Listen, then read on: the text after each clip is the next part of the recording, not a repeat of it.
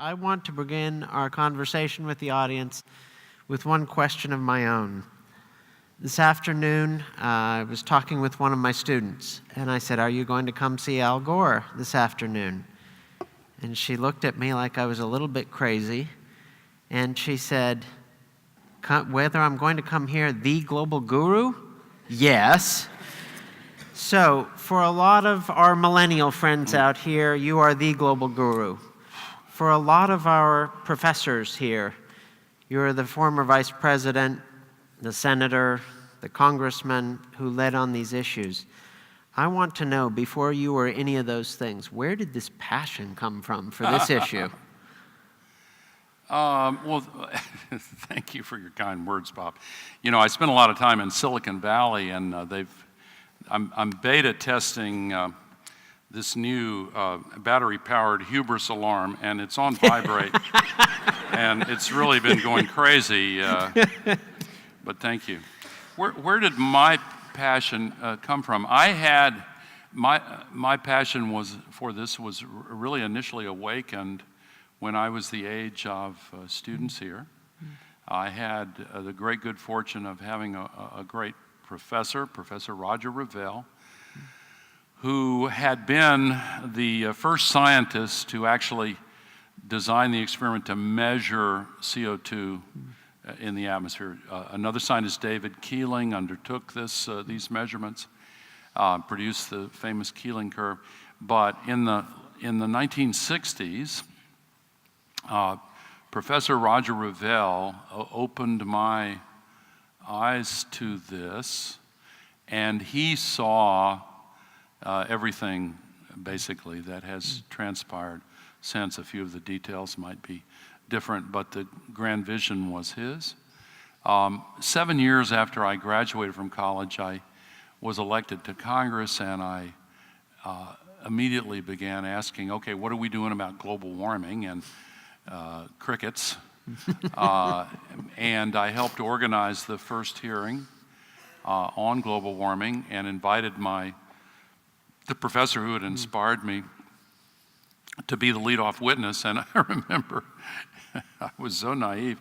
I was sitting at the dais of the House of Representatives in the committee room as my professor began to speak, and I could not wait for my colleagues to have the epiphany that I had. Turns out a 20-minute statement's different from a full semester course, and maybe some other differences, I don't know. But whatever the reason, I began on that day to feel a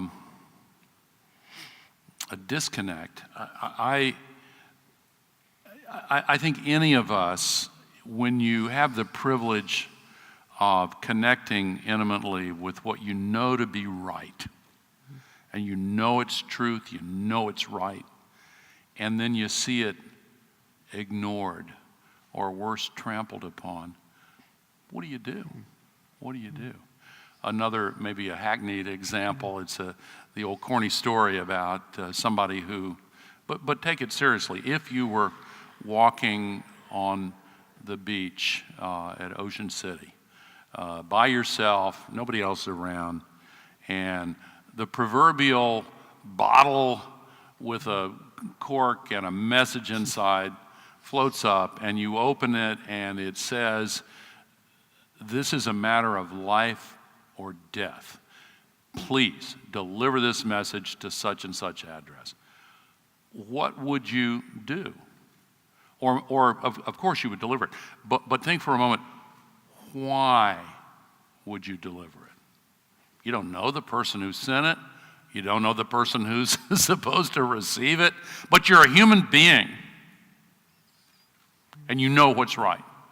And not to, make this anything other than it is, but that's exactly what I felt and still feel.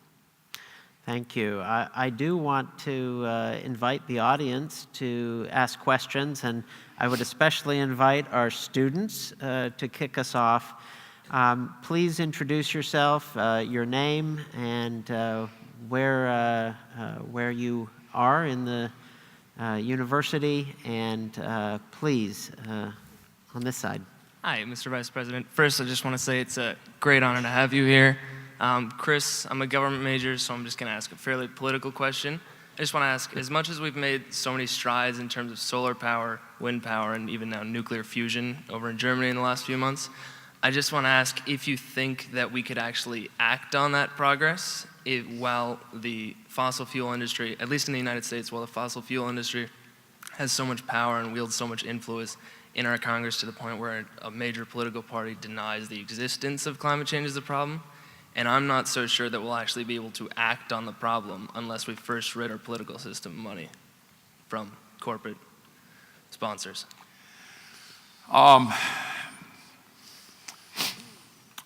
It's a great question, of course, because our democracy has been hacked. The operating system, if you'll forgive the extension of the metaphor, the operating system designed by our founders no longer operates as intended.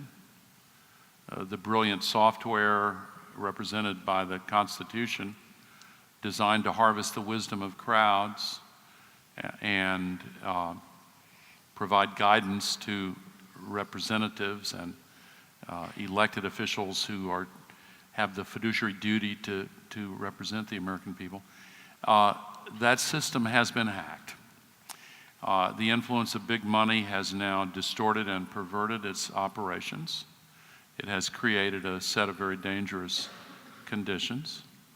I am actually optimistic on this front as well, because I think that it's partly that this has happened partly because of a communications revolution that is still continuing.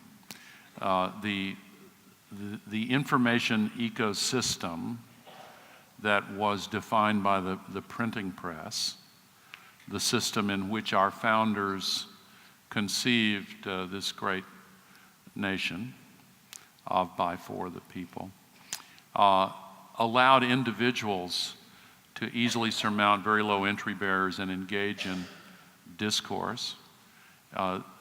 This elevated the role of reason and the best available evidence, and fostered more often than not an effort to find policies that would serve the best interests of the people. That information ecosystem was eclipsed in the last third of the 20th century by the dominance of television. Radio, which preceded it, the telegraph had preceded that. Radio began the change, but television really overthrew the printing press as the dominant information system. And that led to the invasion of big money into our politics, which has gotten a lot worse in the last in the last decade, the last 2 decades. Why did it allow big money? Because all of a sudden there weren't low entry barriers, there were impassable entry barriers.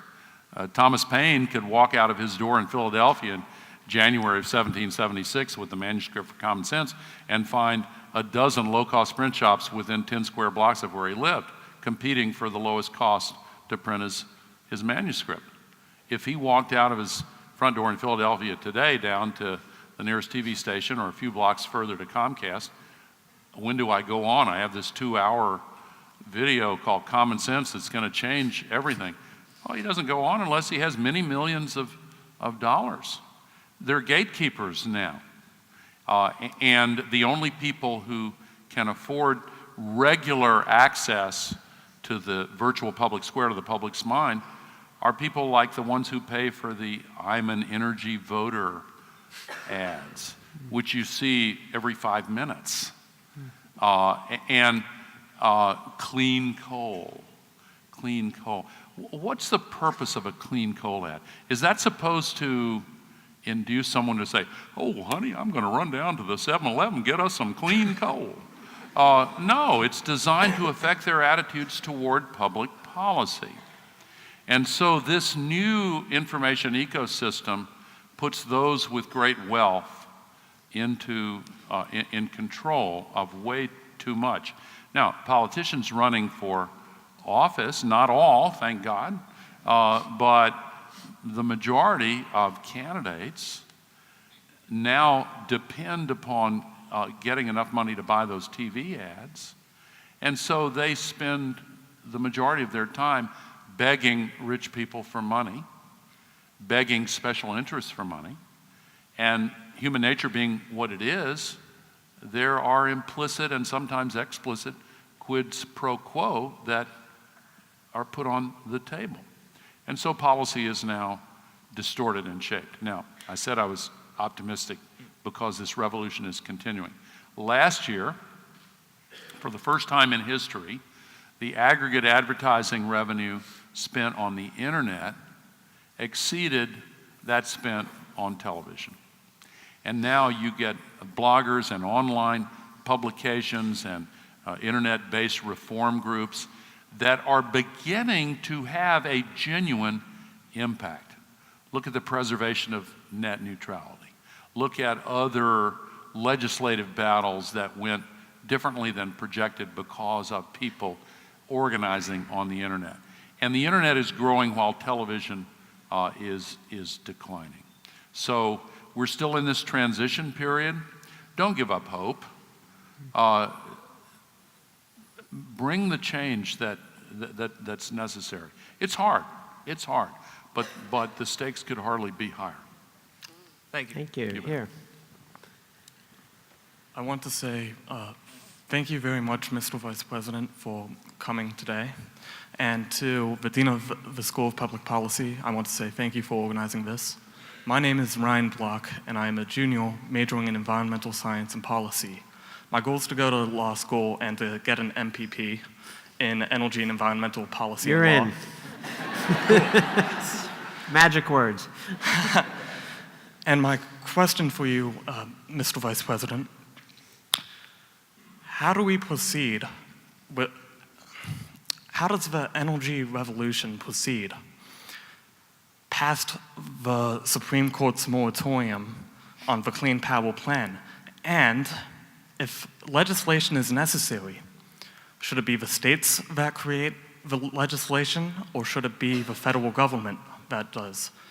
And if so, what type of mechanisms do you want to see in the policies? Yeah, well, we should put a price on carbon. We should put a price on carbon in markets and put a price on denial in politics. And the price on carbon can come either directly or indirectly in the form of a carbon tax. 25 years ago, I first proposed a carbon tax that would be given back to the people in another form per capita.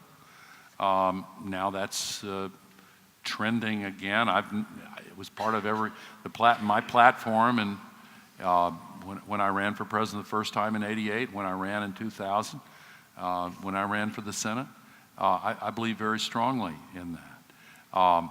But if we have to have an indirect price on carbon through a cap and trade system, if that's going to be more likely to pass, then that can also work. The fact that China is going that route, the fact that China is likely to link up with the European Union, which has finally ironed out the wrinkles in its cap and trade program, that could well be a tipping point next year in the emergence of the biggest trading bloc the world has ever seen, insisting on a price on carbon. And the WTO trade rules allow the treatment of a price on carbon in the same way that a value-added tax is treated. In other words, it can be rebated at the border for exports and collected on imports from anyone who doesn't also have a price on carbon. I'm getting a little far ahead of myself here, but I favor both, actually, a tax on carbon and a cap and trade system. I also favor the third option, which is a regulatory approach, most recently embodied in President Obama's Clean Power Plan. And I'll conclude my answer by addressing the first part of your question. What happens now that the Supreme Court has only 8 members? I don't know, but if it should split 4-4, then the prevailing rules make the a decision in the Circuit Court of Appeals that has made the initial decision binding law in that circuit. In this case, the DC Circuit, in many ways the most important circuit where the interpretation of federal statutes is concerned. Many observers believe they're likely to affirm the Clean Power Plan. I don't know. My crystal ball's been a little off this year with the election process. But if the DC Circuit affirms, and it should go to a 4-4 vote, then the DC Circuit's ruling prevails until a ninth justice is confirmed.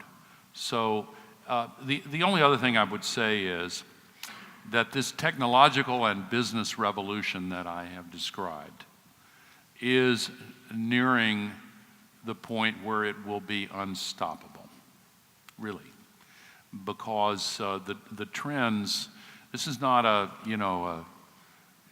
rhetorical exercise. This is real world stuff, and the cost of electricity from renewables, plus batteries, plus efficiency, which is even more powerful.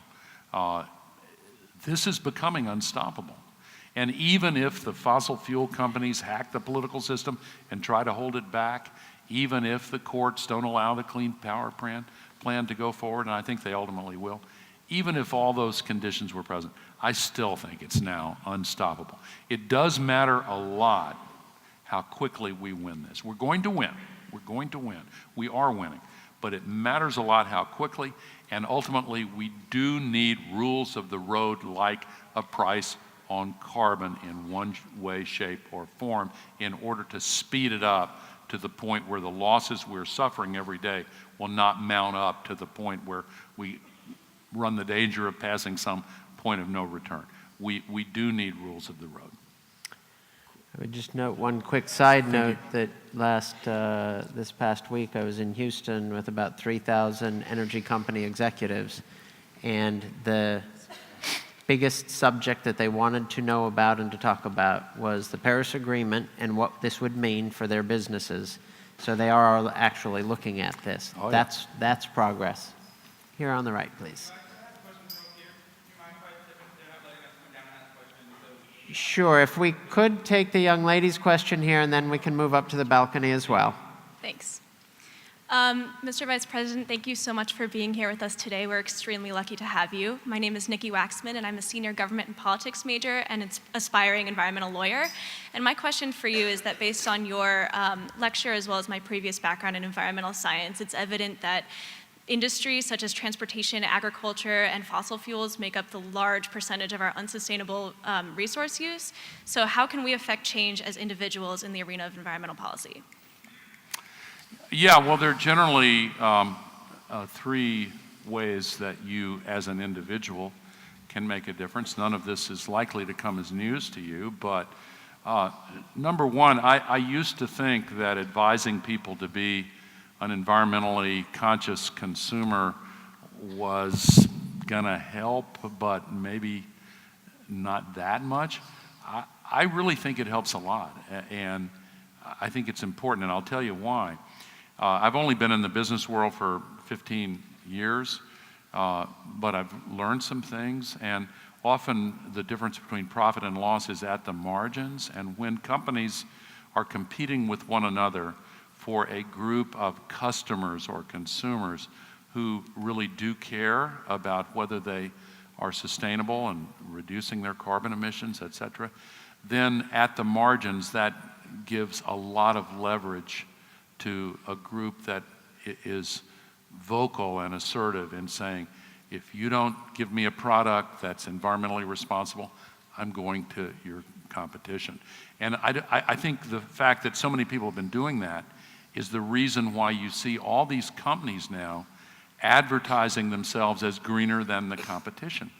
I think that it's really, and as businesses start down this road to enhance their brand, they find so often that they save money, increase profits, attract more of the employees they want to hire, retain more that they want to keep. And so I think being a conscious consumer is one thing. Secondly, don't shy away from winning the conversations around you about the climate crisis. These great moral challenges are won in part in conversations.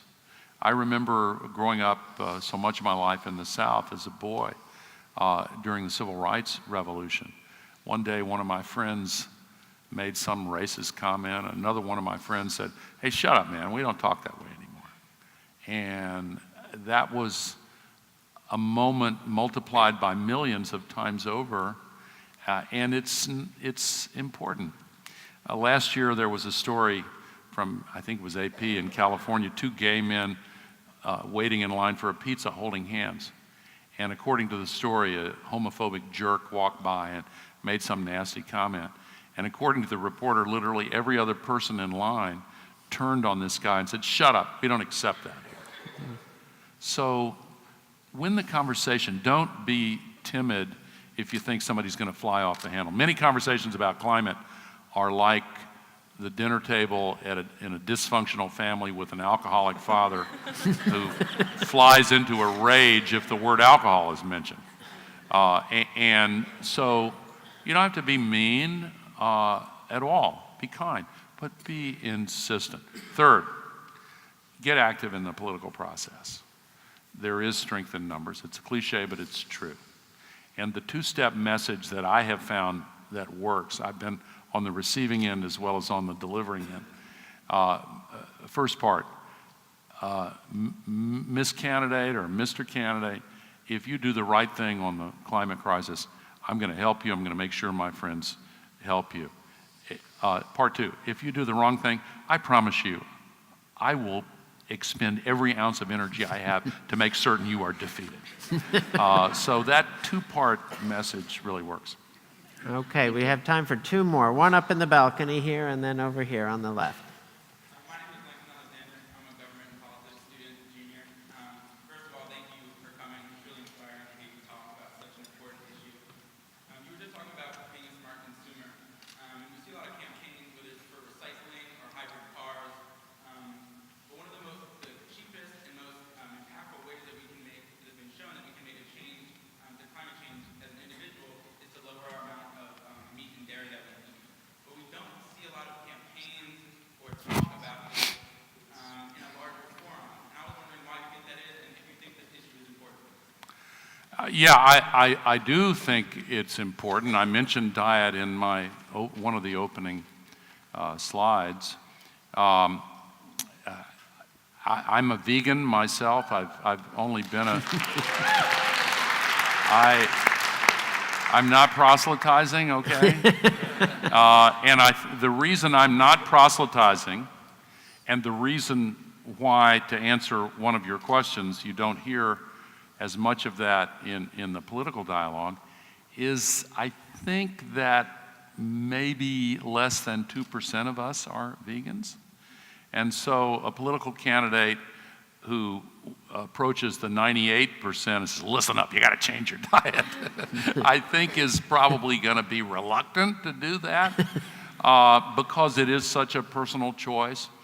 So I think, it's a human answer. It's a fairly simple reason. But again, over time, this is likely to change. There are a lot of health reasons not to eat a lot of meat. But again, I'm not proselytizing, but I think that's the answer to your question, best I can do. Thank you. Our final question of the evening. Hi, Vice President Gore and Dean.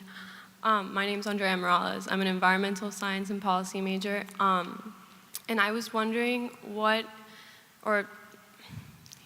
so the small developing islands that are in the Pacific are suffering inundation, or will suffer inundation, even if we cut all of our emissions today. These islands are little to no industry, and we are normally the ones that follow large industrial nations. What do you think industrial nations should do when the displacement occurs? What is our responsibility to these people? And how should we enact climate refugee policies? Yeah, of course, Kiribati one of the first to establish a fund to purchase a new country. Maldives, there's a long list of them, and there are also island populations in places like the Bay of Bengal, where they may not be their own separate nations, but they've been home for countless generations to the families who live there. And tragically, some of these areas are going to be inundated. Some areas already are. So what is the duty of the rest of the world to them? Adaptation is important, and I think mitigation is job number one. We have to stop making the crisis worse, first and foremost, but we have a moral responsibility to help those who are most heavily impacted by the consequences of what has largely been done by the wealthiest nations. Now understand that year by year, significantly more global warming pollution is now coming from the developing nations than from the wealthy nations. So all of us have a moral responsibility to mitigate the crisis, but the wealthy nations, because of their means to do so, have an enhanced responsibility to help, particularly with adaptation, and those who, as Pope Francis reminds us, are suffering the gravest effects. I would like to thank all of our student questioners, and I don't know if I just spooked all the poor faculty and staff here, but we had all students' questions tonight, and I'm looking out at a very young audience. And Vice President Gore, you're inspiring not just this generation, but others you have previously. I want to thank you profoundly for coming here, for supporting what the University of Maryland is trying to do to keep this revolution going. And I want the students to take the advice that Vice President Gore gave. When asked about where his passion came from, it started with a professor. So go meet those professors, talk to them, figure out where your passion lies, but try to follow in the footsteps of our great leader here. Thank you, Vice President Thank Gore. you all very much. Thank you. Thank you so much, Bob. Thank you. Appreciate it.